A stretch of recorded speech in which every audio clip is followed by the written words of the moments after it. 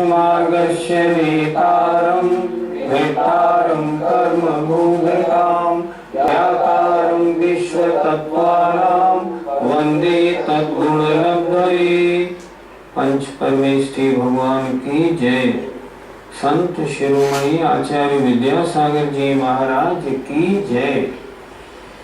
पिछली पाठशाला में आपको याद है आपने क्या पढ़ा था? नहीं याद है तो मैं याद दिलाता हूँ। चारों आयु के आश्रव के कारणों पर चर्चा हुई थी। नरकायु, त्रिंचायु, मनुष्यायु और देवायु, इन चार आयु के आश्रव के क्या क्या कारण हैं। हमें उम्मीद है आपने उन पर अच्छी तरह चिंतन किया होगा। नरकायु और त्रिंचायु के आश्रव के कारण मुख्य रूप से आर्त और रौद्र ध्यान, उनसे बचने के लिए आपने कुछ मन बनाया होगा और मनुष्य और देवायु के आश्रव के कारणों में अपना मन लगाया होगा। अब आज अशुभ नाम कर्म और शुभ नाम कर्म की चर्चा उनके आश्रव के कारणों की जाएगी। पहले अशुभ नाम कर्म के आश्रव के कारणों को सुनते।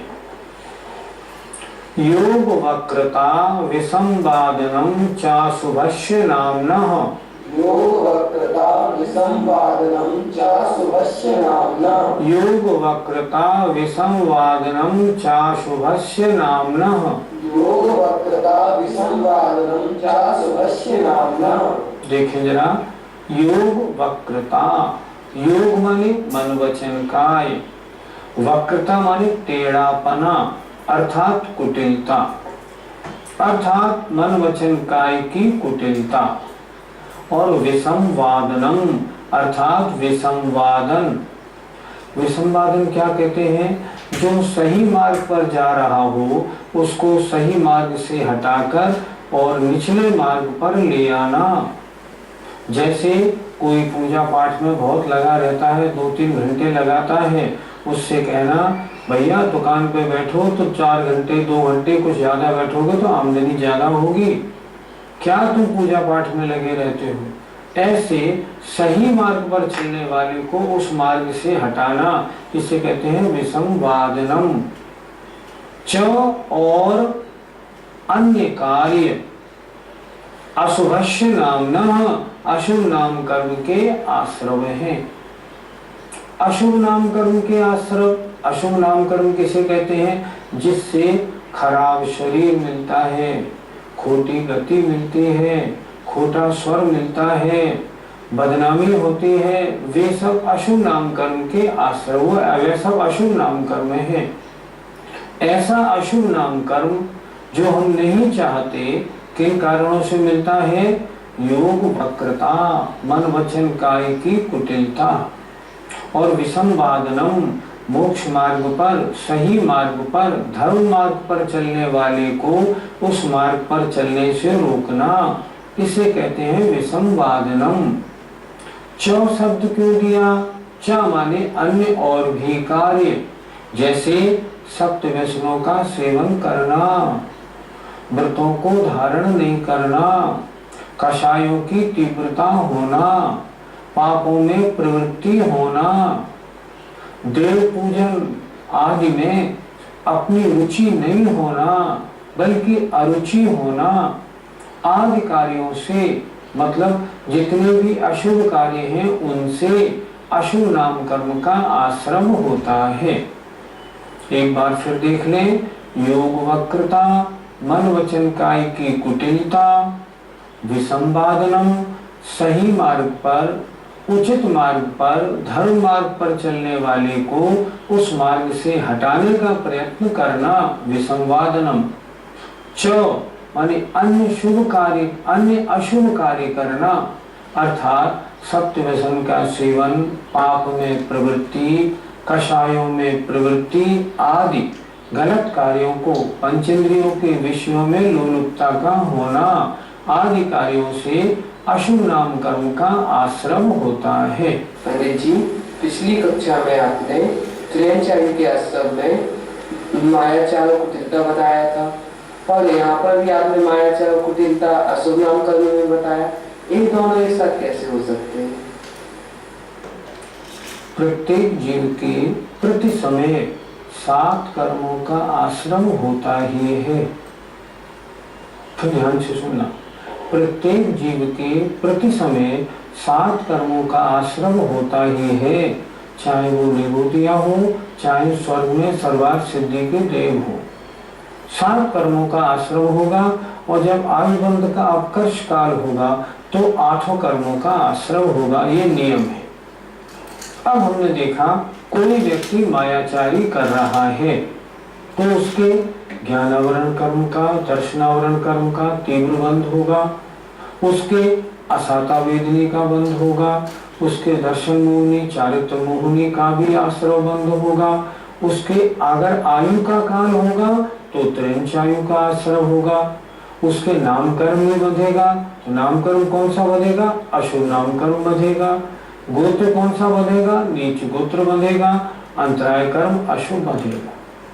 एक कार्य आप ये मत समझना कि कोई भी एक कार्य, जैसे मान लो हमने कहा, मान लो बहुआरंभ परिग्रहोत्तम नारकस्यायुष्य, तो बहुत आरंभ बहुत परिग्रहवान पना जिस जीव के होगा उसके ज्ञानावरण का बंध भी होगा प्रति समय, दर्शनावरण का भी होगा, असाता वेदनी का होगा, चारित्र मोहनी दर्शन मोहनी का तीव्र होगा, आयु का अवसर मिलेगा तो नरकायु का होगा, नाम का अवसर मिलेगा तो अशुभ नाम का होगा। ऐसे सबको लगा, ये नहीं कि एक तरह के परिणाम से एक ही कर्म बनता हो, ऐसा नहीं समझ। अशुभ नाम कर्म के बाद अब शुभ नाम कर्म के आश्रव के कारणों पर विचार करते हैं। तद विपरीतम शुभस्य, बोलिए, तद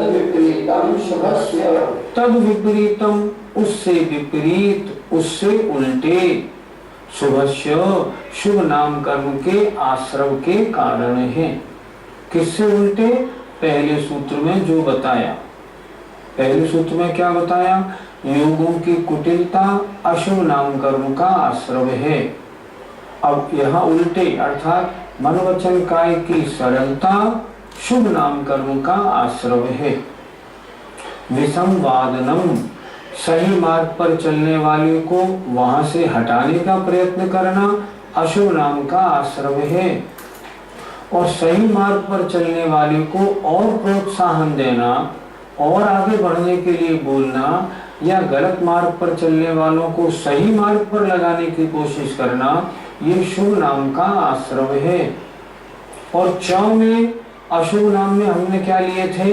अर्थात सप्त व्यसनों का सेवन करना, 5 पाप में प्रवृत्ति, चुगलखोरी करना, दूसरों की निंदा करना, दूसरों के दोषों को देखना, कसाईमयी प्रवृत्ति होना अशुभ नाम कर्म का आश्रव। इनसे विपरीत अर्थात धार्मिक प्रवृत्ति होना, देव पूजा, गुरुपास्ती आदि षटकर्मों में लगना, सब जीवों से मैत्री भाव रखना, जीव मात्र पर दया रखना आदि शुभ परिणाम शुभ नाम कर्म के आश्रव हैं। तो सूत्र एक बार देखें आप। तद विपरीतम,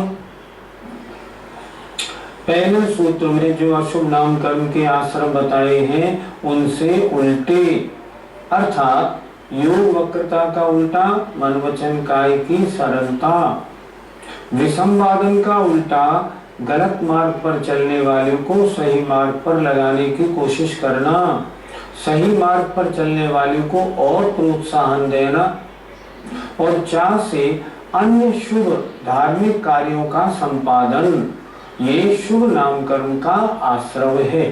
पंडित जी, नामकरण की प्रगतियों में शुभ और अशुभ, इनमें से कौन कौन सी शुभ है और कौन कौन सी अशुभ, ये बताएं। देखो, वैसे तो विस्तार बहुत हो जाएगा, कुछ थोड़ा सा इशारा आपको बताता हूँ।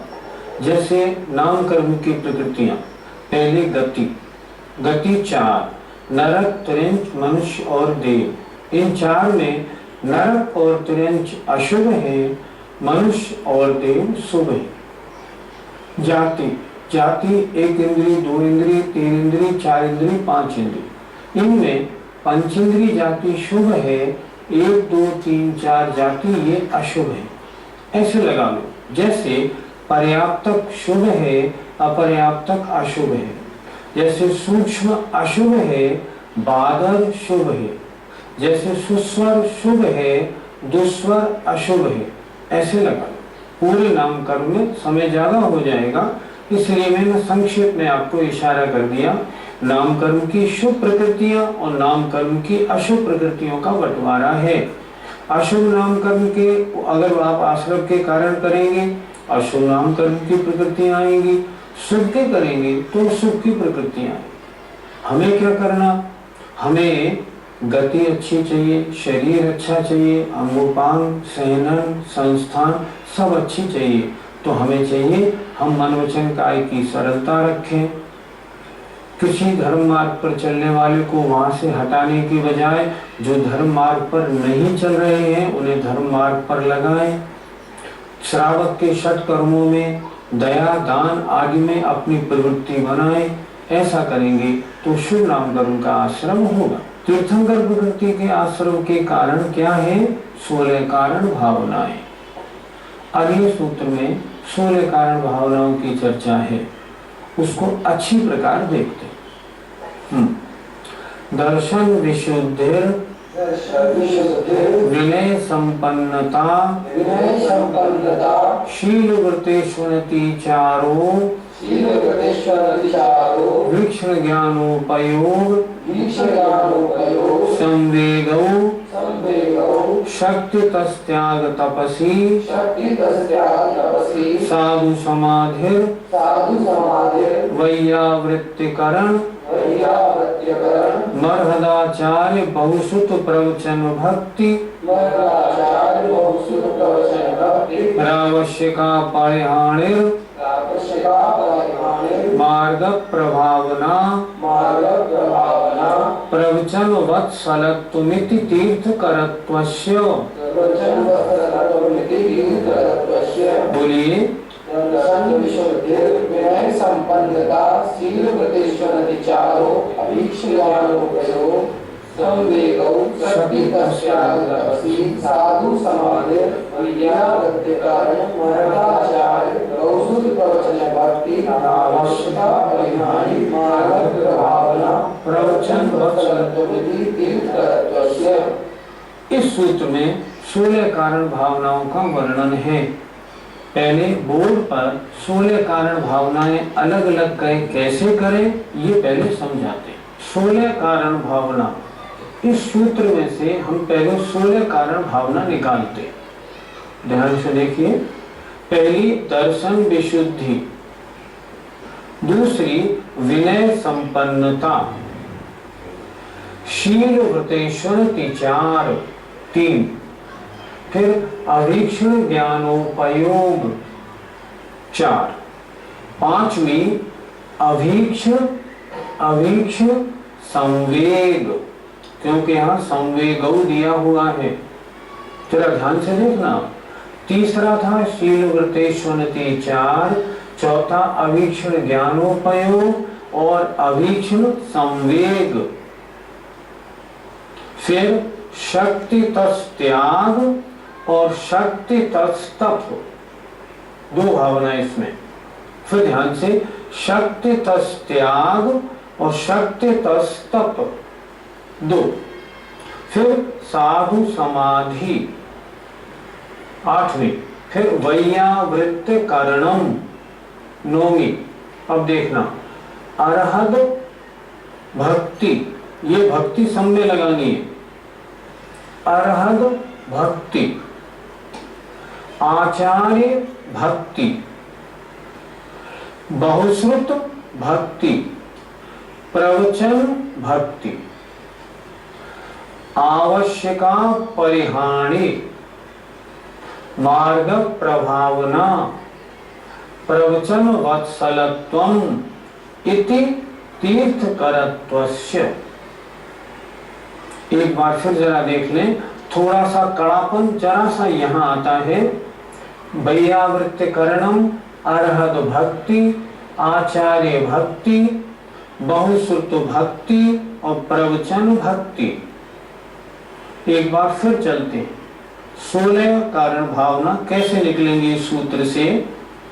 दर्शन विशुद्धि पहली भावना, विनय संपन्नता दूसरी भावना, शील व्रतेष्वनतिचार तीसरी भावना, अवीक्षण ज्ञानोपयोग चौथी भावना, अवीक्षण संवेग पांचवी भावना, शक्ति त्याग छठी भावना, शक्ति तप सातवीं भावना, साधु समाधि आठवीं, वैयावृत्ति करणम नौवीं, अर्हत भक्ति दसवीं, आचार भक्ति 11वीं, बहुश्रुत भक्ति 12वीं, प्रवचन भक्ति 13वीं भावना, आवश्यका परिहानी 14वीं भावना, मार्ग प्रभावना 15वीं और प्रवचन वत्सलत्वम 16वीं भावना। इति ये 16 कारण भावनाएं तीर्थंकर पने के आश्रव के कारण है। इस तरह इस सूत्र में 16 कारण भावनाएं दी हुई हैं। हमें आशा है आप अब सूत्र से 16 कारण भावना जरूर निकाल लेंगे। पहली, दर्शन विशुद्धि, अर्थात सच्चे देव शास्त्र गुरु का पक्का श्रद्धान होना या सम्यक दर्शन में अत्यंत विशुद्धि रखना, सच्चे देव शास्त्र गुरु में रुचि रखना, ये दर्शन विशुद्धि भावना है। पहले तो आप ये समझ लें ये भावनाएं हैं क्या। भावना का मतलब होता है किसी कार्य में निरंतर मन को लगाना। कहते ना, एक तरह से धुन लग जाना या निरंतर चिंतन बने रहना या लो लगे रहना, इसका नाम होता है भावना। दर्शन विशुद्धि भावना वाला जो जीव होता है उसकी सच्चे देव शास्त्र गुरु में या सच्चे धर्म में बड़ी रुचि रहती है। उसकी निरंतर ये भावना रहती है कि मेरा सम्यक दर्शन और निर्दोष और विशुद्ध कैसे बने। उसकी भावना रहती है दर्शन की विशुद्धि की, अर्थात मेरे सम्यक्त्व में जो 25 दोष हैं, शंकादि 8 मद, 6 अनायतन और 3 मूर्ता, इनमें से कोई दोष लग न जाए। मेरे सम्यक दर्शन में 8 अंग उनका अच्छी तरह से पालन होना चाहिए। मेरे सम्यक दर्शन की निरंतर और उन्नति वृद्धि होती रहे। जिसको ऐसे निरंतर लो लगी रहती है उसके दर्शन विशुद्धि नाम की भावना होती है। ये भावना सबसे महत्वपूर्ण भावना है। एक दर्शन विशुद्धि अकेली हो तो भी तीर्थंकर नाम कर्म जो प्रकृति है उसका आश्रय हो सकता है। क्यों? क्योंकि इस दर्शन विशुद्धि भावना होने पर अन्य बहुत सी भावनाएं तो स्वयं पाई ही जाएंगी। और अगर दर्शन विशुद्धि भावना नहीं है तो तीर्थंकर नाम कर्म प्रकृति का आश्रय हो ही नहीं सकता, चाहे और भावनाएं हो तो हो।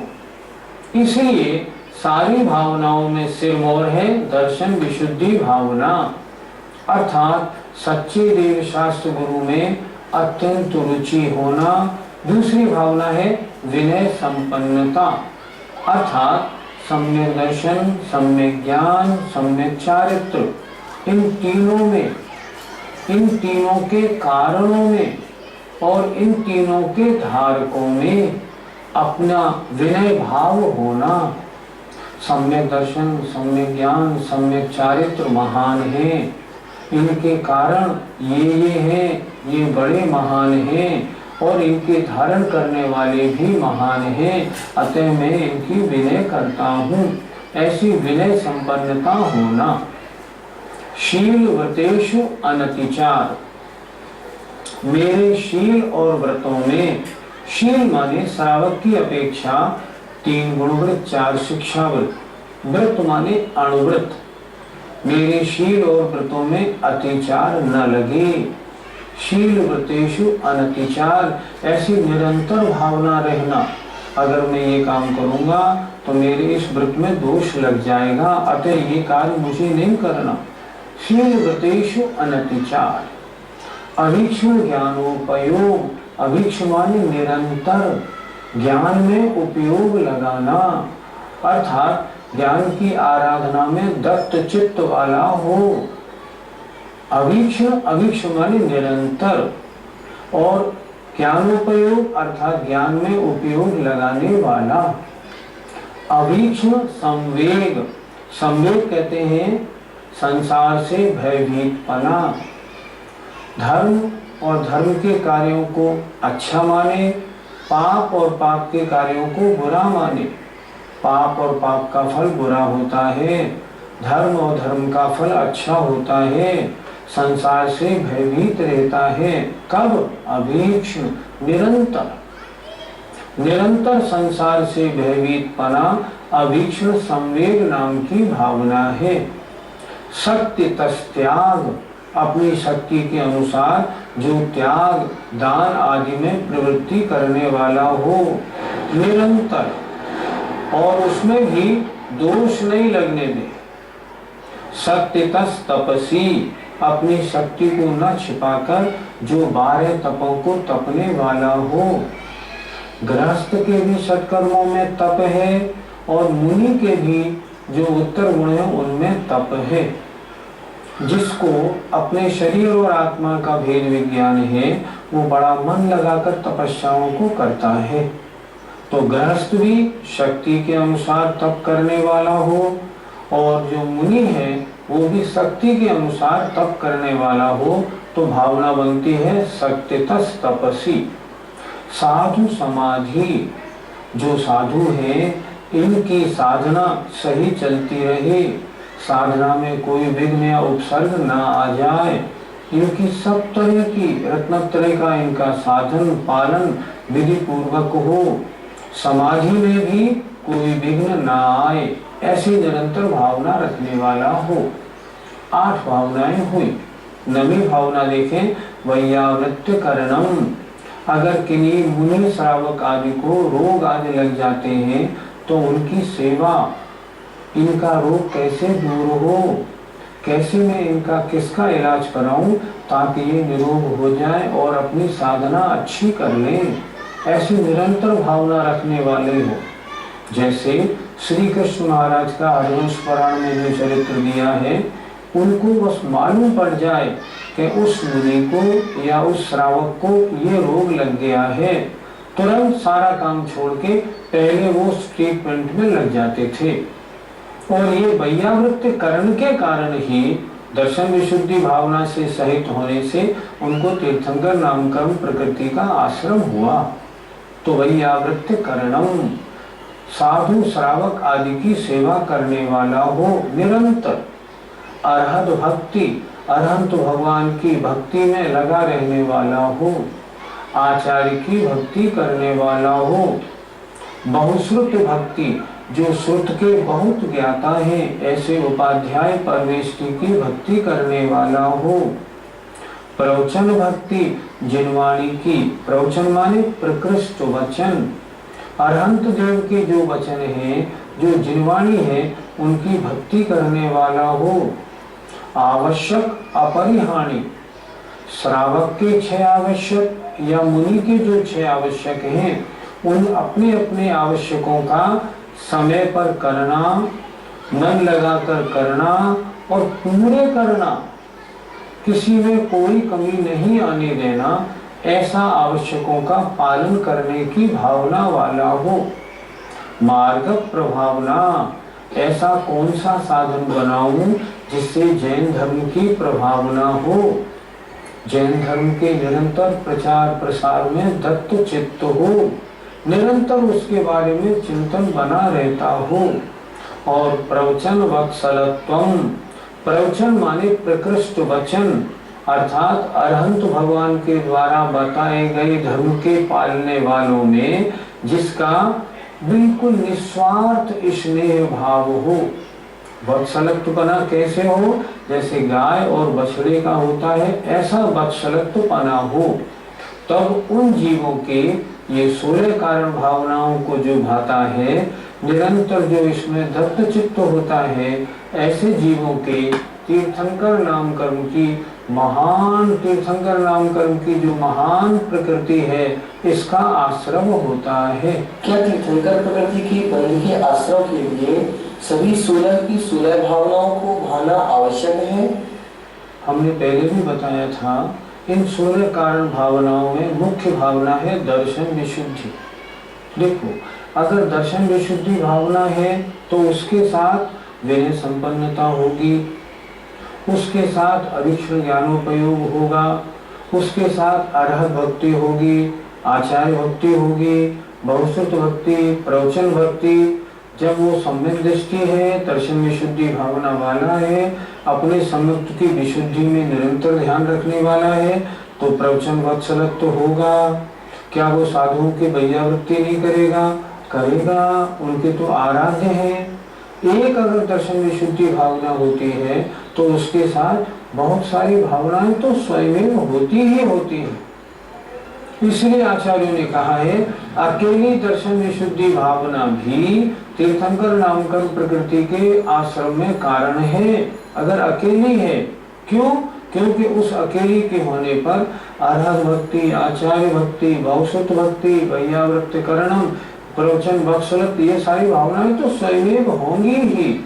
नहीं होंगी तो दर्शन विशुद्धि भावना कैसे होगी? इसलिए एक दर्शन विशुद्धि भावना अकेली तीर्थंकर प्रवृत्ति के आश्रम में कारण है, उसके साथ और भावनाएं होती ही हैं, इसलिए एक को मुख्य बताया है।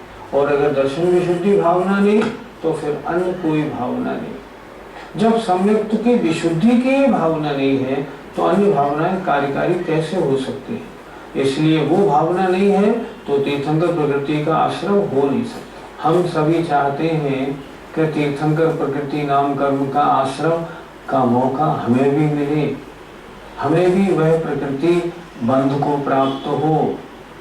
लेकिन उसके लिए क्या करना होगा, कैसे होगी, कहाँ होती है, किस प्रकार होती है, ये सब चर्चाएं अब समय पूरा होने वाला है, इसलिए आज नहीं हो पाएंगी। उसके लिए आप अगली पाठशाला सुने, उसमें हम बताने की कोशिश करेंगे तीर्थंकर प्रकृति का बंध किन कारणों से होता है, किन क्यों होता है, कब होता है और कैसे होता है।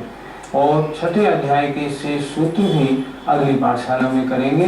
तब तक के लिए जय जयेंद्र।